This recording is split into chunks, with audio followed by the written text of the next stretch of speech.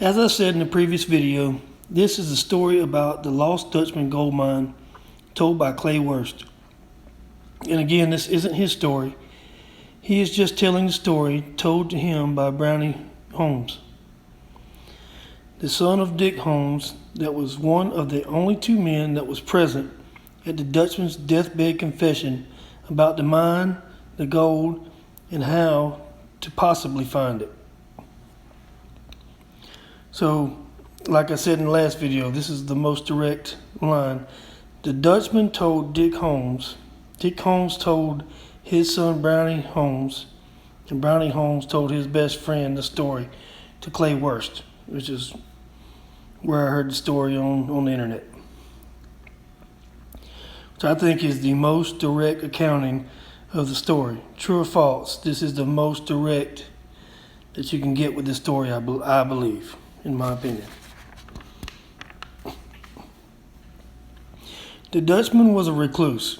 He had very few friends, but he had two very dear friends.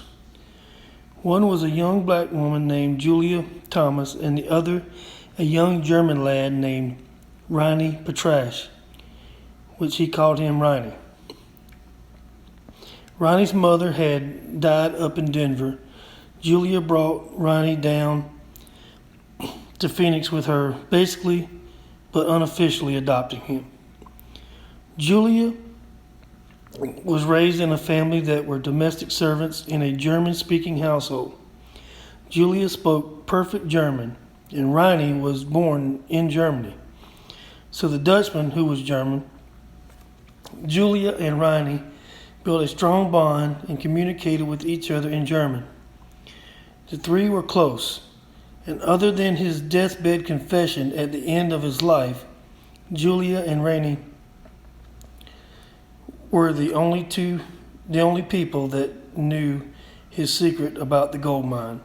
He spoke openly with them about it towards the end. The Dutchman lived in his little adobe house in Phoenix, Arizona. In February 1891, the Salt River flooded and his adobe house washed away. Ronnie got the sheriff and a boat and rescued the Dutchman and took him to Julia's home. He got pneumonia, which he never completely got over. He stayed at Julia's house until October 1891, where he died. Ronnie built a coffin for the Dutchman and buried him in the old Pioneer City Cemetery in Phoenix. So now that all the people close to this story have been talked about, now we can get into what he said to Dick Holmes and what he talked openly about with Julia about the location of the mine. When the Dutchman was trying to direct Dick Holmes to the mine's location, the Dutchman was not using place names because they had not been assigned names to the mountains and canyons and superstitions until the Dutchman's later years. He could only describe the way the land looked as he traveled. So much for the legend of the shadow of Weaver's Needle resting on the mine. He wouldn't have said that because he didn't know it as Weaver's Needle at the time. Had he known the names of some of these landmarks, it would have been easy for him to describe how to get to the mine, probably. Some of those places had names, but because the Dutchman was so secretive and didn't interact with many people, he wasn't aware of them. So Dick Holmes asked the Dutchman, "Isn't there anything you can tell me to get me started on how to get to the mine?" He said, "You can get from the mine to the board house and back to the mine in one day." The Dutchman said, "I know it can be done," because he had done it. He had run out of food. He rode to the board house. He got a half a sack of flour and a slab of bacon and got back to the mine the same day. So the board house was Matt Cavanaugh's place. Matt Cavanaugh had hauled some East Coast lumber and built the first house made of wood in this part of the country. Everything else was made of stone or adobe. so it was known at the time as the board house because it was made of boards. After the Dutchman's death, Dick Holmes asked Matt Cavanaugh if he knew Jacob Walsh, the Dutchman. Matt Cavanaugh told Dick Holmes that he did know him. He said the Dutchman would stop in at the board house on his way in and out of the Superstition Mountains. And Dick Holmes, being careful not to ask a leading question, if he had ever given the Dutchman anything. Matt Cavanaugh said yes, that he had given him a half a sack of flour and a slab of bacon once, which gave some credibility to the whole story the Dutchman told. So the big question now is, where was the board house? Clay Worth goes into detail about where that location is today and all the background on why he is sure of it being the location. He says the board house is the present site of the Quarter Circle U Ranch. If you go from Apache Junction towards Florence Junction, down Highway 60 to Peralta Road, at the end of Peralta Road, it splits to the right and left. The road to the right goes to the Quarter Circle U Ranch. This is where the Dutchman would head north into the Superstitions to the mine. And according to him, you could get there in half a day on horseback. How far could you go in the Superstitions on horseback? I have no idea. You would think that a horse could cover a lot of distance. I've hiked the Peralta Trail to the Fremont Saddle, which is very close to where the Quarter Circle U Ranch is. That's about a mile apart. So I would think that the countries are kind of similar. The Peralta Trail is pretty worn down, unlike in the Dutchman's era would be, and even today, I don't think a lot of distance could be traveled over this type of terrain.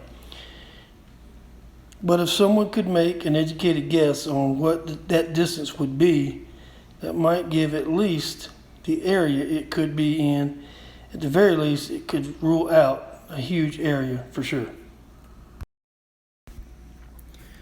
The next set of pictures is going to be when I hiked the Peralta Trail, which should give you a little idea what the terrain looks like. Because the trailhead to the Peralta Trail and the Quarter Circle U Ranch is probably within a mile of each other. Very close. Very close. So this may be an idea of what the terrain looks like. And here is the second clue he said about the mine's location, which I think could narrow the search a little more. In the last months of the Dutchman's life, when he lived with Julia, when his health was not very good, Julia asked the Dutchman several times. She said, "You're not well and you're not getting any younger. Don't you think you should tell me and Riney how to go to the mine?" He gave her the same answer every time. He said, "I can't tell you. I have to show you. Because of the way he covered it, you have to know exactly where it is." But he told her in the spring, when the weather warms up and there is water in those canyons, we can get a couple of horses and wagon, go to the board house. He said, once we get to the board house, they will have to leave the wagon there, put gear on one horse and the Dutchman on the other horse, due to his health. He told Julia and Ronnie they would have to go in on foot. He told her she would have to wear her old heavy clothing because they would be packing back into terribly rough, brushy country. He also told her if his health prevented him from going into the Superstitions with them, that he may have to remain at the board house while Julia and Ronnie went to look for the mine. He told Julia he would have to point the way and direct her the best he could. He said, "You will have to go over the ridge north of the board house." Sounds to me like he thought that way would be a long shot, but probably the best he might have been able to do under his health concerns. they never attempted this before he died. So here is what I extrapolate from what the Dutchman personally said about where the mine is. It is north of the board house, over a ridge you can see from the board house, but no more than half a day's ride from the board house. I know that's a lot of territory, but because he thought it might be possible to direct someone from the board house over the ridge, and because of the rough, brushy country he described they would have to cross, I think that maybe even on a horse the distance covered probably isn't very far. But once again, because of the way he covered it, without him standing there with you, probably almost impossible to find.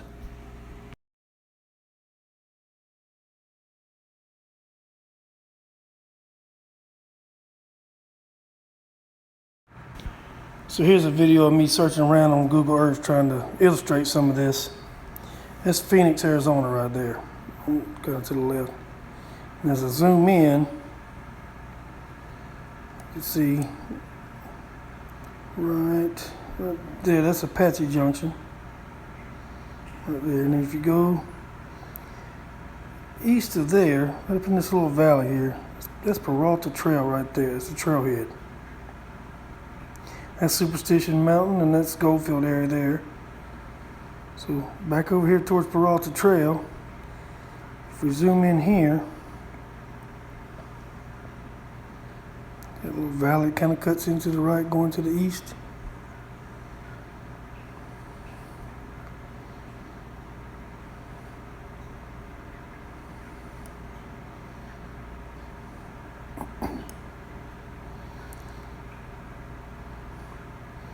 Then it's in the bottom of the screen. We'll zoom in a little bit more here. That's right there is a circle, quarter circle U Ranch right there. Or the board house. That's what the Dutchman referred to as the board house. That's where he went in and out of the superstitions, going back and forth to his mind. Where he said he could get to the line within half a day. And he was even hoping that if he couldn't go into the mountains himself to show Julia where the mine was, that maybe he could point out which ridge she would need to go over and try to describe it. Here I kind of flattened it out so you can kind of see the contours. Kind of looking straight north here. So I'm not sure if he was going straight north or maybe a little northeastern. Obviously, that ridge line is pretty large. It's a large area. It's still a large area to try to search. Right over here is the Peralta Trailhead, and then of course the quarter circle U Ranch. So anyway, that's what it would look like. It's still a large area to try to search, but anybody that's on the west side of the Superstition Mountain is probably searching the wrong area. I'm certain that Dick Holmes was starting here. I'm sure that Brownie Holmes started here. I'm sure that Clay Worst was using this as a reference. They searched for years and years and years and still never found it. So again, the way he covered the mine, probably without him standing there with you, you probably never find it. There's still a large area to try to search, but I believe that kind of narrows it down a little. That's a large area. So I'm gonna draw a quick page of how I think it might look. You take the ground, so this right here would be the ground. Who knows what angle it was all at, and you dig a shaft. They said it was pretty steep, but you could walk down it if you were careful, so it probably had a pretty good angle to it. See, this is the shaft, the mine shaft, and who knows how far it went down and ended. But then he went and he went 6 foot down and he dug a collar out, so there was a lip in the tunnel all the way around. And then he stacked he described it as 2 solid logs across this gap here. And then he backfilled it with dirt and rock from the surrounding area. So he just filled this up here and made it look like the rest of the area. So I mean, you could literally be standing right there on top of it, or it could be a tree right there growing over the top of it. Brush, could be a sequoia cactus right there. Who knows? You know, it's been 130 years. So, I mean, that would have to cave in for you to see something there. So that's the video on the information we know about what Jacob Walsh said about where the mine was. He had to try to describe it. Now, honestly, without him being standing right there, you could be 3 foot away, never know it. So that, and you can't even dig in the superstitions, you know, so it's not even allowed. So, you know, I don't even know how you would go about finding. You'd have to recognize it for what it is and know it was there. I mean, he covered it up with 6 foot of dirt. So you had to dig down quite a bit. You'd have to know you were there. But anyway, that's the best information we got about where it is. I thought I could probably show maps like I did, and it would probably narrow it down very well. After looking at it on Google Earth, it's still pretty daunting. I mean, there's a lot of area. It's still, that ridge line is a long way away, and there's a lot of it. He said he went north, so if you go a little more north direction, then it probably narrows it down a little bit. I mean, was it north or was it northeast? Who knows, you know?